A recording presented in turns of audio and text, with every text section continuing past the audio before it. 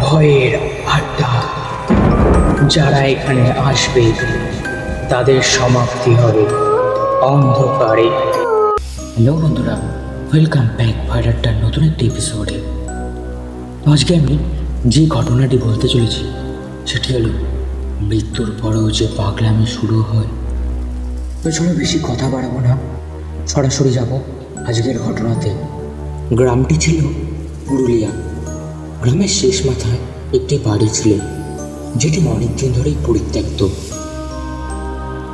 লোকজন বলে ওই বাড়ির ভেতরে বাতাসের নিঃশ্বাস নিলে বুক ভারী হয়ে যায়। সেই বাড়ির ভেতরেই বসেছিল শিবু, একদম একা।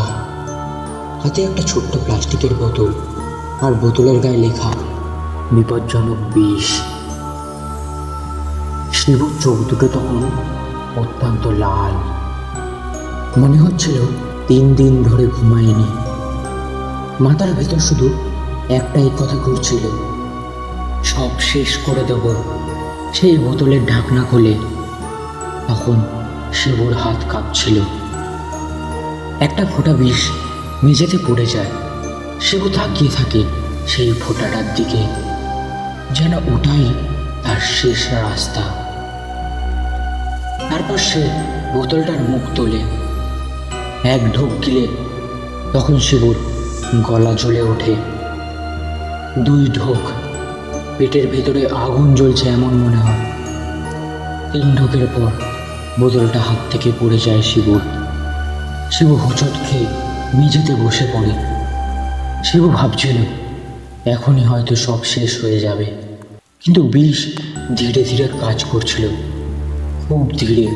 প্রথমে বুকের ভেতর চাপ, তারপর শ্বাস নিতে কষ্ট, তারপর এমন একটা অনুভূতি যেন কেউ ভেতর থেকে তার নাড়ি ভুড়ি টেনে বের করছে। তখন শিবু মেঝেতে গড়াগড়ি খেতে থাকে, মুখ দিয়ে ফেনা বেরাতে থাকে, আর চোখের সামনে সব ঝাপসা। ঠিক তখনই শিবু হাসতে শুরু করে, নিজেও বুঝতে পারে না কেন। হাসিটা আস্তে আস্তে ছিল, তারপর জোরে হতে থাকে। তারপর এমন একটা হাসি যা মানুষের না। সে হঠাৎ উঠে বসে আর হাবুলের দিকে তাকিয়ে বলে, তুই আমার দিকে দেখছিস কেন? ঘরে তখন হাবুল ছাড়া আর কেউ ছিল না।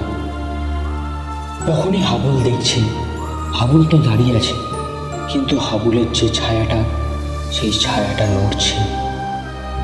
দেয়ালের কোণায় কেউ দাঁড়িয়ে আছে, ছাদের কাছে কেউ ঝুলছে, কেউ ফিস ফিস করে বলছে, আমরাও বিষ খেয়েছিলাম। হাবুল কান চেপে ধরে আর চেঁচিয়ে ওঠে। তারপর হাবুল দেখে শিবু নিজের গলা নিজেই চেপে ধরে। হঠাৎ ফিস ফিস করে বলে, মূল্যে শান্তি নেই। তারপর আবার শিবু হাসা শুরু করলো। এবার হাসির সাথে কান্না মিশে যায়। ঘরের মোমবাতিটা দুলে ওঠে। তখন মোমের আলো নিভে নিভে আসে। ঘড়ির কাঁটায় তখন দেখাচ্ছে রাত 2:17। শিবু মেঝেতে লুটিয়ে পড়ে। শেষ নিঃশ্বাস নেওয়ার সময় সে ফিস ফিস করে বলে, আমি একা যাব না। ঠিক তখনই মোমবাতিগুলো সব নিভে যায়। হাবুল বুঝতে পারে না কি করবে, তাই ভয়ে চেঁচিয়ে ওঠে। তারপর হাবুলের বন্ধু শিবু মারা যায়। কিন্তু ঘরটা তখনই ঠান্ডা হয়ে গেছিল। পরের দিন সকালে পুলিশ আসে, ঘর থেকে লাশ বের করে। শিবুর মুখে তখন হাসি ছিল, আর চোখ দুটো পুরো বন্ধ ছিল না। তখনই একজন বলল, ঠিক মনে হচ্ছে আমাদের দিকে দেখছে। লাশটাকে কফিনে ঢুকানো হয়। তারপর শিবুর বাড়ির লোক আসে আর প্রচণ্ড কাঁদতে থাকে। তারপরে এই কফিনটাকে মাটির নিচে সমাধি দেওয়া হয়। সেদিন রাতে হাবুলের কি মনে হয়েছিল, সে শিবুর কফিনের কাছে যায়। মনে হচ্ছিল হাবুলের না চাইতেই হাবুল সেই কফিনের কাছে গেছিল। হাবুল সেই রাতে শুনে কফিনের ভিতর থেকে শব্দ শোনে,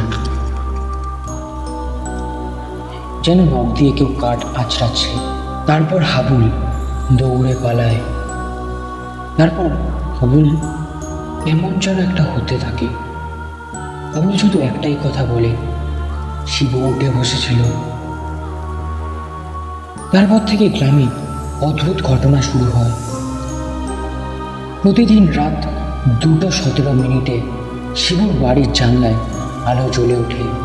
বলে রাখি, শিবুদের 2তলা বাড়ি, নিচতলায় শিবুর মা বাবা থাকে, আর ওপরতলায় যে ঘরগুলো সেখানে শিবু থাকতো।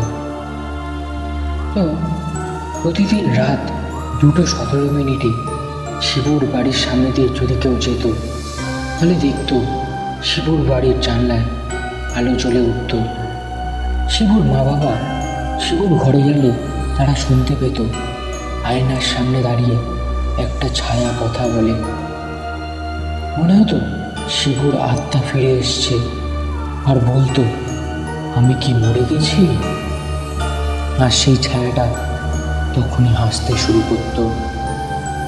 যে লোকটা বিষ বিক্রি করেছিল সে 1 সপ্তাহের মধ্যেই মারা যায়, মুখ দিয়ে ফেনা বের করে, ঠিক শিবুর মতন।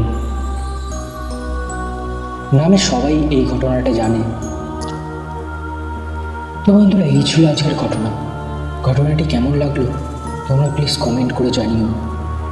যদি ঘটনাটি ভালো লেগে থাকে তো লাইক, কমেন্ট, সাবস্ক্রাইব করতে ভুলো না। তো চলো আবার দেখা হবে নতুন একটি এপিসোডে। ততক্ষণের জন্য সুস্থ থেকো, ভালো থেকো।